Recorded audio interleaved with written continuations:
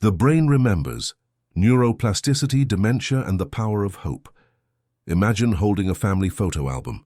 You flip through the pages and see the faces of loved ones smiling back. Each photo is a doorway into a memory, a birthday cake glowing with candles, the smell of your grandmother's cooking, the laughter of children running in the yard. Now imagine those memories fading, the faces becoming harder to recognize, the stories slipping like sand through your fingers. This is the heartbreak of dementia. But here's the twist. While dementia is often described as a slow unraveling of the mind, science is showing us something remarkable. Our brains are not as helpless as we once thought. Neuroplasticity, the brain's ability to rewire and adapt, offers hope. It may not cure dementia, but it can reshape the journey, offering moments of clarity, strength, and even new growth in places we never expected. Today, I want to tell you the story of neuroplasticity and dementia. It's a story of loss, yes, but also of resilience. It's about the human brain's astonishing ability to adapt, even in the shadow of decline, and what that means for the people we love, and for ourselves. Part 1. Margaret's Garden of Memories. Margaret was 78 when her daughter first noticed the small slips. At first, it was just misplacing her keys or repeating the same story twice at dinner. Normal aging, her family thought. But then she forgot her grandson's name during his birthday party. She cried later that night, whispering, "I feel like my mind is betraying me." Her doctor diagnosed her with early-stage Alzheimer's disease. For Margaret, it felt like a death sentence. She had seen her own mother slip away into the fog of dementia decades earlier, and she remembered the helplessness, the blank stares, the silence at the dinner table. She was terrified she'd become the same, but here's where her story took a turn. Her daughter enrolled her in a dementia-friendly community program that blended memory training, music therapy, and gentle exercise. Each activity was designed with one principle in mind: neuroplasticity. The brain, even in the midst of dementia, can still adapt. Like a garden where some flowers wither, new shoots can still sprout if the soil is nurtured. For Margaret, that nurturing came through songs she once loved.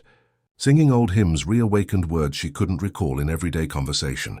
Gentle dance sessions helped her balance and even reduced her anxiety. And drawing in an art therapy class sparked joy she hadn't felt in months. Margaret's dementia didn't vanish, but her days became brighter. Her family noticed she had more good hours, moments of connection where her eyes lit up with recognition.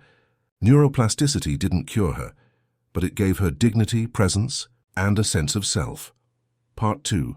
The science behind the stories. To understand why Margaret improved, we need to peel back the curtain on neuroplasticity. For decades, scientists believed the brain was fixed after childhood. We thought neurons, our brain cells, once damaged or lost, were gone forever. But modern neuroscience has flipped that belief upside down. Neuroplasticity is the brain's ability to change its wiring. Think of it as a city's network of roads. If one road is blocked, traffic doesn't stop. It detours through side streets. Similarly, when neurons die or connections weaken, as they do in dementia, the brain sometimes builds new pathways to keep information flowing. Here's the key point.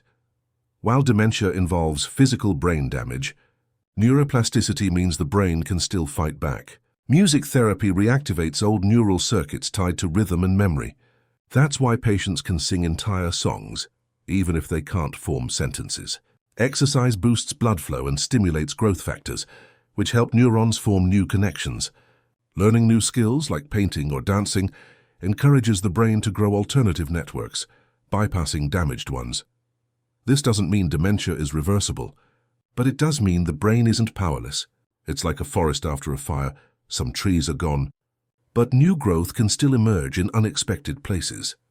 Part 3. The myth of hopeless decline.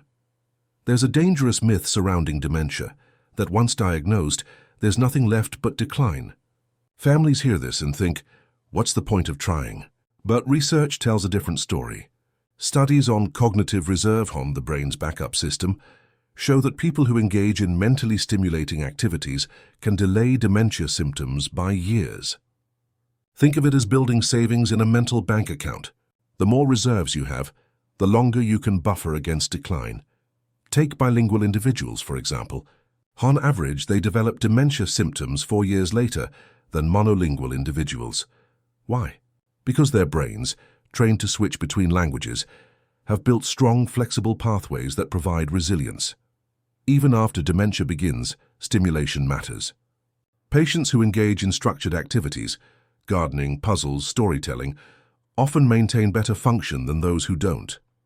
The myth says dementia steals everything. The truth is, effort and engagement can still shape the journey. Part 4. The power of relationships. One of the most overlooked tools of neuroplasticity is human connection. Loneliness, scientists have found, accelerates cognitive decline. But companionship, laughter, conversation, touch, literally strengthens the brain. Let me share the story of Paul, a retired engineer diagnosed with vascular dementia. He lived alone after his wife passed, spending most days watching TV. His decline was rapid: forgetfulness, confusion, withdrawal. Then his daughter moved him into a shared home with other seniors. Every morning he joined group breakfasts. They joked, teased, and shared stories. Within months, Paul became sharper. He still had dementia, but he remembered names again, laughed more, and even picked up his old hobby of fixing radios. His neurologist explained, social interaction is exercise for the brain. Every conversation forces memory recall, attention, and emotional processing. That constant stimulation fuels neuroplasticity. Paul's story reminds us that fighting dementia isn't only about pills or therapies, it's about community, belonging and connection. Part 5. Small steps, big impact. So what can families and caregivers actually do to support neuroplasticity in dementia? Here are a few science-backed strategies. Music and rhythm play familiar songs. Encourage singing. Music taps into deep neural circuits that often survive longer than language. Gentle movement. Walking, dancing, or chair exercises can boost blood flow and slow decline. Art and creativity. Drawing, painting, or crafting engage different brain areas, sparking joy and connection. Storytelling. Ask loved ones to share memories, even if details are fuzzy. The act of recalling and narrating strengthens circuits. Social bonds. Encourage group activities, visits, and laughter. Loneliness is toxic to the brain. None of these cure dementia, but they nurture the brain's remaining strengths, building resilience and quality of life. Part 6. A new way of seeing. Dementia neuroplasticity challenges us to rethink dementia. Instead of seeing it as a straight line downward, we can see it as a winding path. Yes, with dips, but also with unexpected rises. It's not just about what is lost, but about what can still be nurtured.